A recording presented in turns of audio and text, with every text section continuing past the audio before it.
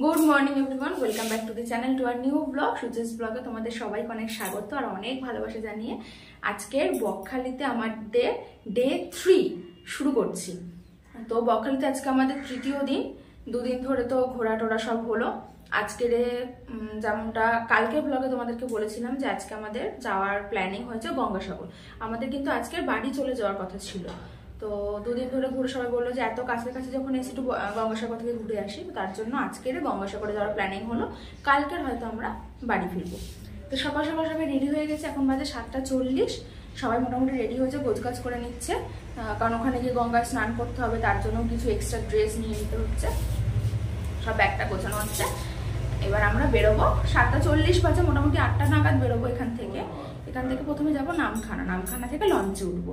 লঞ্চের টাইমগুলো দেখছিলাম, 1 ঘন্টা অন্তর অন্তর লঞ্চ, 8:30টায় লঞ্চ, আবার সেই 9:30টায় লঞ্চ, মানে 8টার সময় বেরোলে আমরা হয়ে গেছে 8টার সময় বেরোলে আমরা 9:30 লঞ্চটা ধরতে পারবো। তো চলো সবাই বাইরে টাকাটাকি করছে, বেরোই, বেরিয়ে গিয়ে আবার পরে কথা।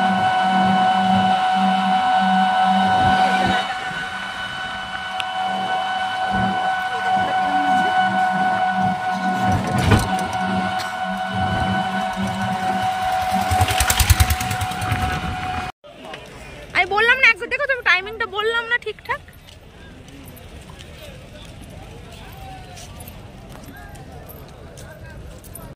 বকখালি থেকে আমরা নামখানা স্টেশনের কাছে চলে এসেছি। আর নামখানা স্টেশন থেকে নামখানার এই ফেরিঘাটে আসতে ওই 2 মিনিট মতো সময় লাগে বলতে পারো। নামখানা স্টেশন আর নামখানার এই ফেরিঘাটটা একদম পাশাপাশি। বকখালি থেকে টোটো করে আমরা 1 ঘন্টা মতো এসেই নামখানা ফেরিঘাটে চলে আসাতে দেখলাম যে লঞ্চ দাঁড়িয়ে আছে। মোটামুটি 8:30টার যে লঞ্চটা, 9:30টার যে লঞ্চটা, সেই লঞ্চটাতে আমরা উঠবো।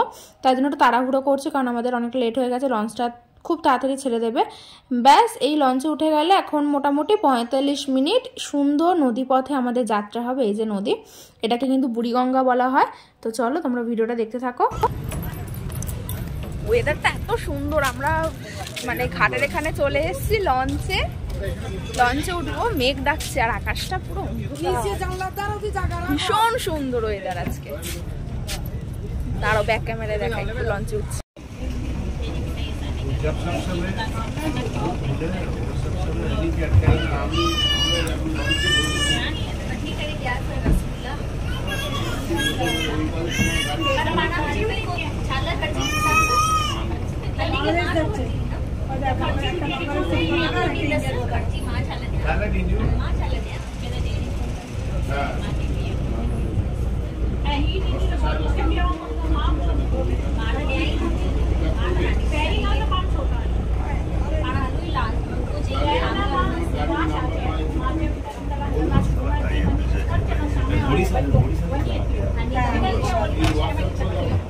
ফাইনালি 10-15 মিনিট লঞ্চে বসার পরে আমাদের লঞ্চটা ছেড়ে দিয়েছে।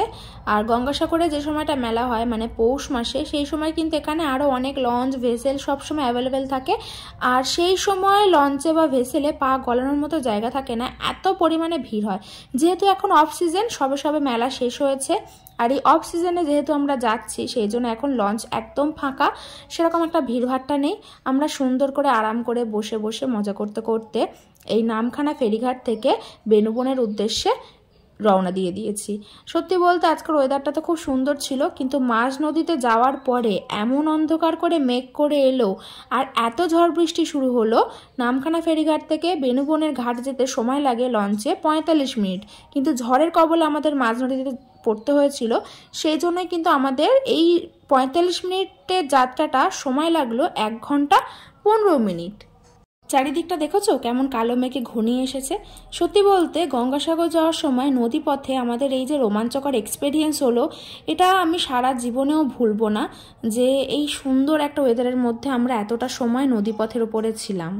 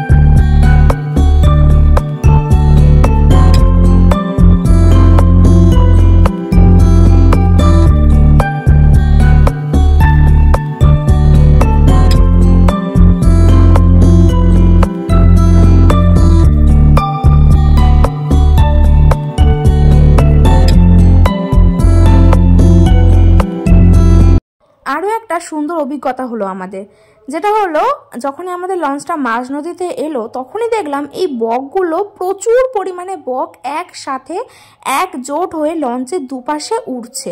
আমরা তো ব্যাপারটা প্রথমে বুঝতে পারিনি, তারপরেই দেখলাম যে লঞ্চের ড্রাইভার একটা প্যাকেট থেকে খাবার ছিঁড়ে জলের ওপরে ফেললো আর এই বকগুলো খেতে খেতে যাচ্ছিল। তারপরেই আমরা সেই ড্রাইভারের কাছ থেকে পাখির খাবার অনেক কটা প্যাকেট কিনলাম, কিনে নিয়ে দেখো ও এরকম হাতে করে নিয়ে খাওয়াতে খাওয়াতে যাচ্ছিল, কিন্তু বকগুলো কিন্তু হাতে এসে খাচ্ছে না, জলের মধ্যে ফেলে দিলে তারপরেই বকগুলো সেই জল থেকে খুঁটে খুঁটে নিয়ে খাচ্ছে। মানে যতই লঞ্চ যাক এখান থেকে, সব লঞ্চের যাত্রীরাই কিন্তু পাখিদেরকে এরমভাবে খাওয়াতে খাওয়াতে যায়।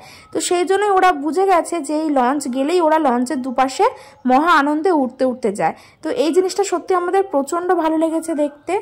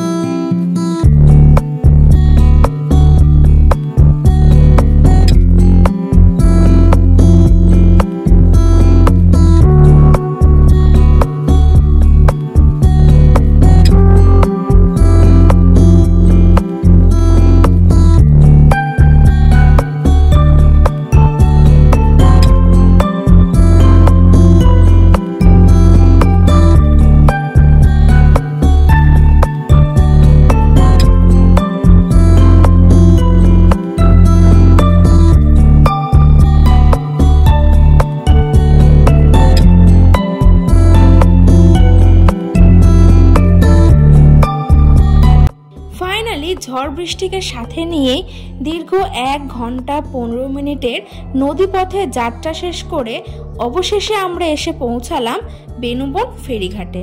এবার এখান থেকে আমাদের গন্তব্য গঙ্গাসাগরে যাওয়ার জন্য। দেখতে থাকো যে কিভাবে আমরা সেই গঙ্গাসাগরে পৌঁছাই।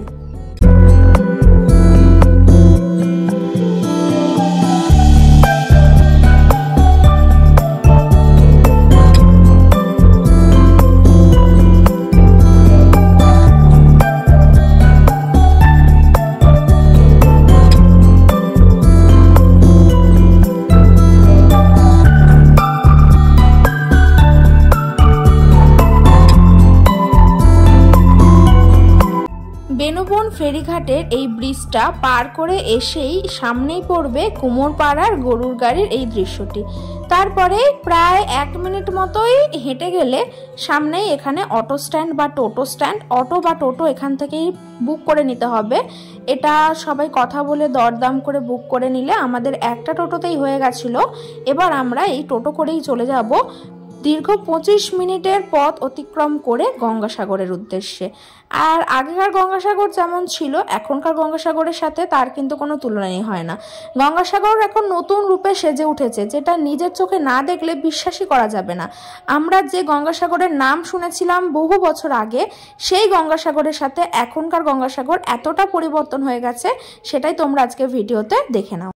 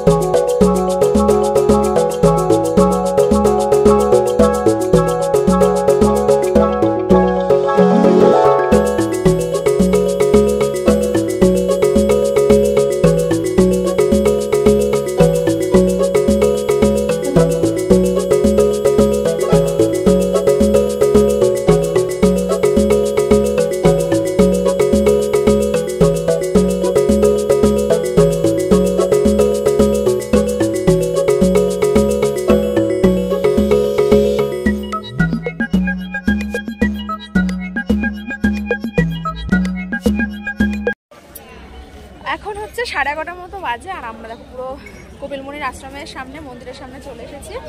সামনেও সবাই আছে। এখন একটুখানি এই চারপাশটা ঘুরে নিই, ঘুরে নিয়ে তারপর আমরা গঙ্গায় যাবো, স্নান করবো। স্নান টান করে ফ্রেশ হয়ে তারপরে পুজো দেবো। পিছনে চলো চলো যাবে এখন স্নান করতে। স্নান করে এসে মন্দিরে ঢুকবো, পুজো দেবো।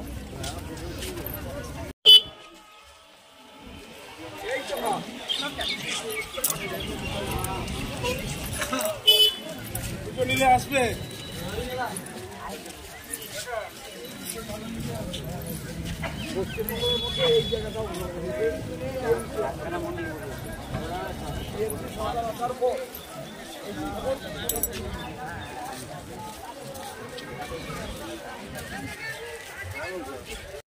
কথাতেই আছে সব তীর্থ বারবার, কিন্তু গঙ্গাসাগর একবার। আর বিয়ের এই 15 দিনের মাথায় গঙ্গাসাগরের মতো একটা তীর্থস্থানে এসে আমরা নিজেদেরকে প্রচণ্ড লাকি মনে করছি। জানি সবাই বলবে যে বিয়ের পরে হানিমুনে লোকে বাইরে কত ভালো ভালো জায়গায় ঘুরতে যায়, আর তোমরা নাকি শেষমেশ গেলে গঙ্গাসাগরে। হ্যাঁ, আমি এটাতেই খুশি। বিয়ে করে যে তার 15 দিনের মাথায় গঙ্গাসাগরের মতো একটা তীর্থস্থানে এসে গঙ্গা স্নান করে আমরা পুজো দিতে পেরেছি ভগবানের উদ্দেশ্যে, সেটাই আমাদের জীবনে অনেক পাওনা। আর আমরা আশা করব যে এই পূর্ণ গঙ্গা স্নান সেরেই কিন্তু আমাদের সংসারটা শুরু হলো। আমাদের সংসারটা যেন সুখের হয়, শান্তিতে থাকতে পারি আমরা সারাটা জীবন। এই মনোবাঞ্ছা নিয়েই আমরা গঙ্গাসাগরে স্নান করে পুজো দিয়ে আমাদের নতুন জীবনটা শুরু করছি। তো ফাইনালি আমরা সাগরেও চলে এসেছি। আর যেমনটা তোমাদেরকে বললাম যে এটা যেহেতু অফ সিজন, সেই জন্য খুব একটা ভিড়ভাড়টা নেই, একদম ফাঁকায় ফাঁকায় আমরা পুরো গঙ্গাসাগরটা ঘুরতে পেরেছি।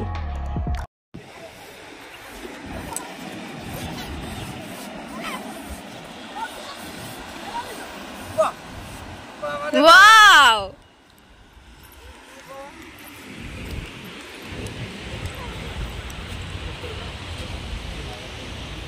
এবার আমরা সবাই রেডি হচ্ছি গঙ্গা স্নানের জন্য। ছেলেদের তো কোনো ব্যাপার না, ওরা তো সব জামা প্যান্ট খুলে গামছা পরে এক্সারসাইজ গেঞ্জি পরে নেমে যাচ্ছে, কিন্তু আমাদেরকে একটুখানি ব্যাপার গঙ্গা স্নানটা করে চেঞ্জ করাটা সব থেকে বড় ব্যাপার। এই যে দেখি গঙ্গা স্নানের জন্য রেডি। এই এত দিনে যা পাপ করেছো, বিয়ের 15 দিনের মাথায় গঙ্গাসাগর এসে গঙ্গা স্নান করে পূর্ণ হবে, ঠিক আছে? কত বছর বয়স? 27, তাই তো? তাহলে 25 বছর পর্যন্ত আইবুড়ো বেলায় যত পাপ করেছ, ঠিক আছে, বিয়ের 15 দিনের মাথায় গঙ্গাসাগরে এসে ডুব মেরে স্নান করে সব পাপ মুছে যাবে, পূর্ণ হবে।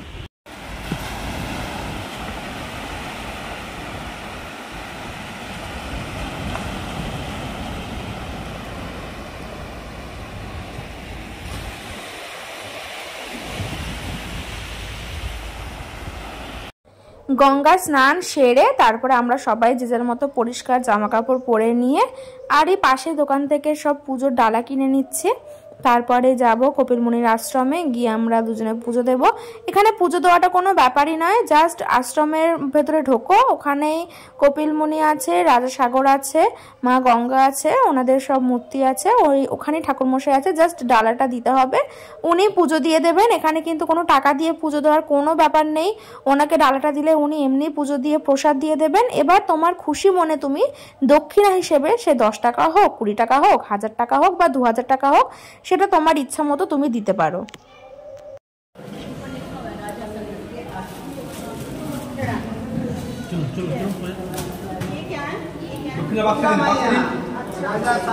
পুজো দিয়ে প্রসাদ নেওয়া আমাদের হয়ে গেছে।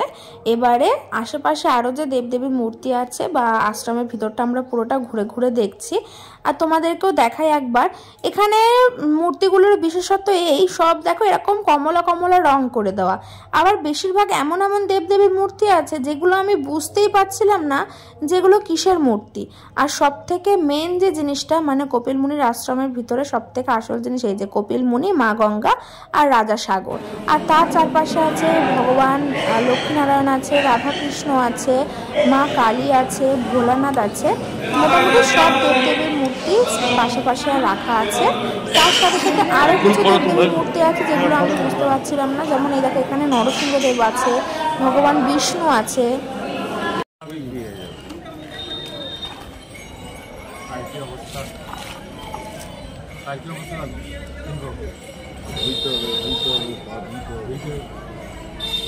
আবার দোকান চিনি চলে এই পর্যন্ত থেকে চুপ করে গেল এই চুপ করে গেল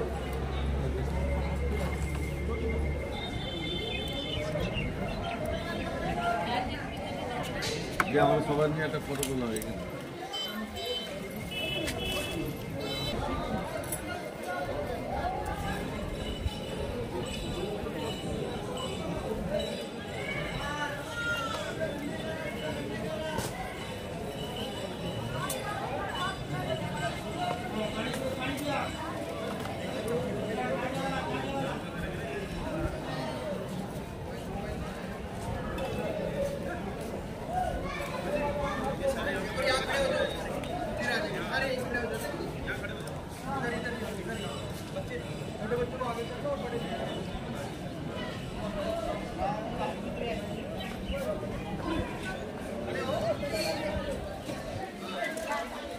সুন্দর পুজো দিয়ে সকাল থেকে না খেয়ে থেকে সাগরে গঙ্গাসাগরে স্নান করে পুজো দিয়ে প্রসাদ খেয়ে জল টল খেয়ে এবারে আরেকটা যাচ্ছে হোটেলের দিকে খাওয়া দাওয়া করতে হবে একটু, কারণ এখান থেকে বেরিয়ে আমাদের আবার বকখালিতে হোটেলে যেতে যেতে সেই সন্ধে হয়ে যাবে, কিছু তো খাওয়া দাওয়া হবে না। তো তার জন্য এখন একটুখানি এখান থেকে খেয়ে দে তারপরে আমরা আবার বেরোবো।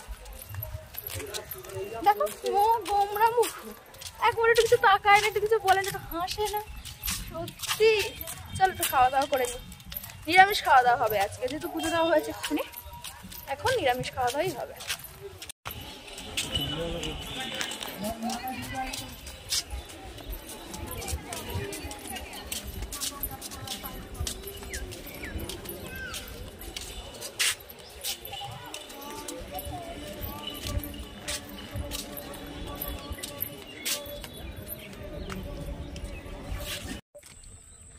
আমরা হচ্ছে গঙ্গাসাগরের ওখান থেকে প্রায় 2:40-এর দিকে খাওয়া দাওয়া করে বেরিয়েছিলাম, 2:40-এর দিকে। আর এখানে এই এখন 3:15 কি 3:17 এরকম বাজে বেনুবন, মানে যেখান থেকে ওই লঞ্চে উঠবো সেখানে চলে এসেছি। কারণ আমাদের লঞ্চের টাইম, গান সাউন্ড অফ করো, গান সাউন্ড আসছে। আমাদের লঞ্চের টাইম হচ্ছে তোমার 4:45, মানে 3:20 থেকে এখন 4:45 অবধি বসে থাকতে হবে এই বেনুবন জায়গাটাতে। তো এই বেনুবনের আশপাশটা খুব সুন্দর জঙ্গল, সুন্দর সুন্দর মানে নদীর পাড়ে বেশ ঘোরার জায়গা আছে। তো সেই জন্য বেকার ওই 1-1.5 ঘন্টা বসে কি করব, আমরা কজন এসছি একটুখানি ঘুরবো বলে এই জায়গাটা দেখালাম না, কি সুন্দর। পিছন দিকটা দেখো কি সুন্দর, এরকম ঝাউবনের মধ্যে দিয়ে ওখানে নদীর ঘাট। দেখি আমার বরটা কোথায় গেল, একসাথে যাবো একটু। আসো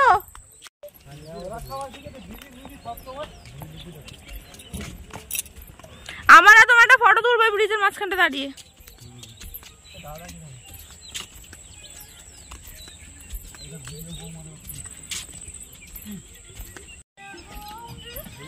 হ্যাঁ সাউন্ড বন্ধ করেছেন বলে ভিডিও।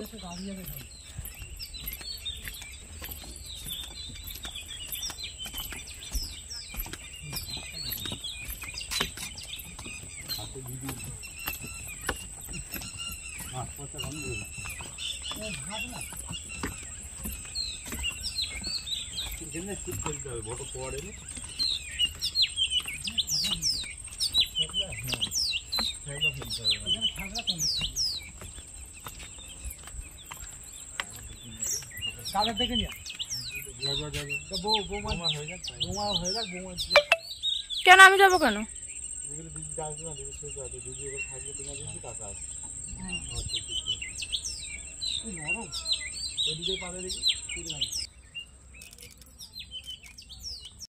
একদিনের গঙ্গাসাগর ভ্রমণ শেষ করে বেনুবন থেকে লাস্ট লঞ্চ অর্থাৎ 4:45-এর লঞ্চ ধরে আমরা আবার সেই নদীপথে ফিরে যাচ্ছি বকখালিতে আমাদের হোটেলের উদ্দেশ্যে। যাওয়ার পথে আবারও দেখা এই বকগুলোর সাথে, এদের সাথে সাথেই আজকে সময়টা কেটে গেল। এরপরেই আমরা নামখানা থেকে আবার উঠে যাব টোটোতে, আর সেই টোটো করে আবার 1 ঘন্টা রাস্তা অতিক্রম করে চলে যাব বকখালিতে আমাদের হোটেলে।